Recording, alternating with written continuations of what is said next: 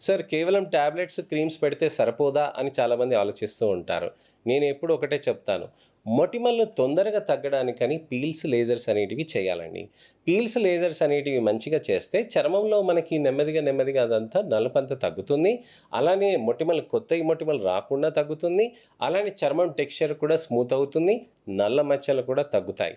అలా మనకి నెలకొకసారి గానీ, 15 రోజులకొకసారి కానీ చేస్తూ ఉంటే చర్మంలో నిగారింపు అనేదొచ్చి నెమ్మదిగా యూనిఫార్మ్ టోన్ రావటానికని చాలా ఆస్కారం ఉంటాయి. మరి ఇంకొక విషయం, గుంతలనేటివి గూడా తగ్గడానికని ఆస్కారం ఉంటుందండి. మనకి ఎక్కువగా మొటిమలొచ్చినప్పుడు దానికి సరియైన టైంలో ట్రీట్మెంట్ చేసుకోకపోతే గుంతలు ఫార్మ్ అయిపోతూ ఉంటాయి. సో, గుంతల్ని అవాయిడ్ చేయటానికనే మనం మొటిమల్ని ట్రీట్ చేస్తూ ఉంటాము.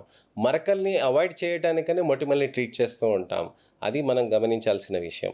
ఏ వయసులో అయినా కానీ మొటిమలొస్తాయండి. కానీ దాన్ని నెగ్లెక్ట్ చేయకూడదు. ఎందుకనంటే లాస్ట్ స్టేజ్ ఆఫ్ యాక్నేలో మనకి నాడ్యులర్ సిస్టిక్ యాక్నే కానివ్వండి, నాడ్యులర్ యాక్నే కానివ్వండి, సిస్టిక్ పస్చులర్ యాక్నే కానివ్వండి. ఈ 3 స్టేజెస్‌లో ఏవైతే ఉంటాయో లాస్ట్ స్టేజెస్‌లో వాటిలో గుంతలయ్యే ఛాన్సెస్ ఎక్కువగా ఉంటాయి. గుంతలు శాశ్వతంగా ఉంటాయి. మరకలు కేవలం నల్ల చుక్కలు. అవి 6 నెలల్లో ఎప్పుడో అప్పుడు పోతాయి అన్నమాట.